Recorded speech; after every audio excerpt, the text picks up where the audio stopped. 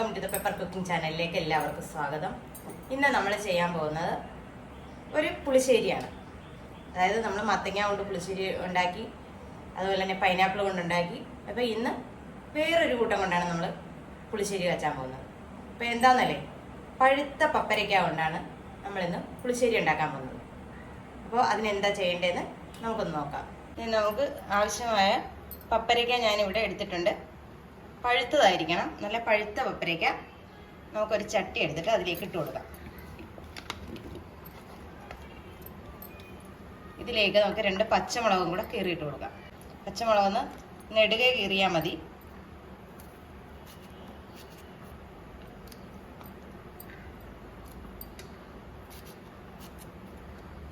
ഇനി ഒരു ലേശം വെള്ളം ഒഴിച്ചു കൊടുക്കാം.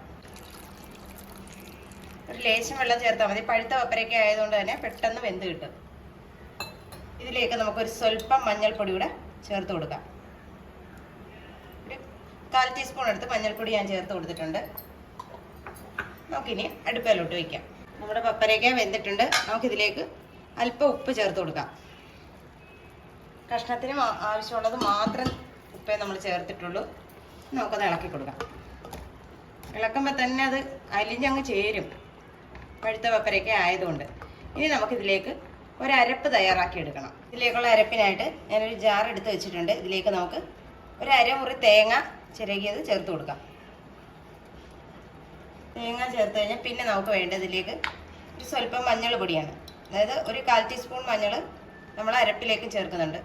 നമ്മൾ 1/4 ടീസ്പൂൺ തന്നെ നമ്മൾ പപ്പരയ്ക്കും ചേർത്ത് കൊടുത്തു. ഒരു 1/4 ടീസ്പൂൺ നല്ല ജീരകം, 2 അല്ലി വെളുത്തുള്ളി. ഇതിലേക്ക് നമുക്ക് 1/4 ടീസ്പൂൺ കായപ്പൊടി, കൂടാതെ നമുക്കിത് അരച്ചെടുക്കാൻ ആവശ്യമായ തൈരും കൂടെ ചേർത്ത് കൊടുക്കാം. നമുക്കിനി ഇതൊന്ന് നന്നായിട്ട് അരച്ചെടുക്കാം. ഇത് നല്ല വെണ്ണ പോലെ ഞാനിവിടെ അരച്ചെടുത്തിട്ടുണ്ട്. നമുക്കിത് ചേർത്ത് കൊടുക്കാം. ഈ സമയം തീ നന്നായി കുറച്ച് വെക്കണം. നമുക്ക് എന്നിട്ട് ഈ അരപ്പ് ചേർത്ത് കൊടുക്കാം. നമ്മൾ ജാറ് കഴുകി ഇച്ചിരി വെള്ളം ഇതിനകത്ത് ചേർത്തിട്ടുണ്ട്. കൂടാതെ നമുക്ക് ഇച്ചിരി തൈര് കൂടെ ചേർക്കേണ്ടതുണ്ട്. അപ്പോൾ പുളി അനുസരിച്ച് വേണം നമ്മൾ തൈര് ചേർത്ത് കൊടുക്കാൻ. ഒത്തിരി പുളി ആവശ്യമില്ല, എന്നാൽ നമുക്ക് ആവശ്യത്തിന് പുളി വേണോ താനും. നമ്മൾ തൈര് ചേർത്താണ് അരച്ചത്. അത് കൂടാതെയാണ് നമ്മൾ ഈ തൈര് ഒന്നുകൂടെ കറക്കി എടുക്കുന്നത്. നമ്മുടെ ഈ അരപ്പ് കൈ എടുക്കാതെ ഇളക്കി തന്നെ അതിൻ്റെ പച്ച ചുവന്ന് മാറ്റിയെടുക്കണം. ഇച്ചിരി ഉപ്പ് കുറവ് തോന്നിക്കുന്നുണ്ട്. നമുക്ക് ഇച്ചിരി ഉപ്പൂടെ ഇട്ട് കൊടുക്കാം. തിളച്ച് പോകരുത് ഒരു കാരണവശാലും. തിളച്ച് പോയാൽ അത് പിരിഞ്ഞ പോലെ ആയിപ്പോവും. നമ്മളൊന്ന് നന്നായിട്ട് ചൂടാക്കി എടുക്കുകയേ ചെയ്യാവുള്ളൂ. ഇതിലേക്ക് നമുക്ക് ഒരു കഷ്ണം ചെറിയ ശർക്കര കൂടെ ചേർത്ത് കൊടുക്കാം. ഒരു കഷ്ണം ചേർത്താൽ മതി, ഇതുപോലുള്ള ഒരു കഷ്ണം. നമ്മുടെ അരപ്പിൻ്റെ പച്ചച്ചവയൊക്കെ മാറിയിട്ടുണ്ട്.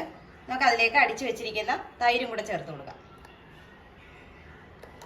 തൈര് ഒഴിച്ചു കഴിഞ്ഞാൽ നമുക്ക് ചൂടാക്കാനൊന്നും നിൽക്കണ്ട, നമുക്ക് ഇറക്കിയേക്കാം. ഇറക്കിയിട്ട് ഇനി താളിക്കാം. നമ്മൾ താളിക്കാനായിട്ട് ചട്ടി അടുപ്പ് വെച്ചിട്ടുണ്ട്. ഇതിലേക്ക് ആവശ്യമായ വെളിച്ചെണ്ണ നമുക്ക് ഒഴിച്ചു കൊടുക്കാം. എണ്ണ നന്നായി ചൂടായി വന്നിട്ടുണ്ട്. നമുക്കിതിലേക്ക് കടുക് ഇട്ട് കൊടുക്കാം. കടുക് പൊട്ടുന്നുണ്ട്. അതിലേക്ക് ഉലുവ ചേർത്ത് കൊടുക്കാം. ഒരു 1/4 ടീസ്പൂൺ ഉലുവ. ഉലുവയും പൊട്ടി വന്നിട്ടുണ്ട്. നമുക്ക് അതിലേക്ക് ഒരു ചെറിയ കഷ്ണം ഇഞ്ചി, വളരെ ചെറിയ കഷ്ണം ഇഞ്ചി ചേർത്ത് കൊടുക്കാം. അതോടൊപ്പം തന്നെ ഒരു 2 കഷ്ണം ചെറിയ ഉള്ളി അരിഞ്ഞതും ഇച്ചിരി വേപ്പിലയും ഇവിടെ വറ്റൽ മുളക് മുറിച്ചതും ചേർത്ത് കൊടുക്കാം.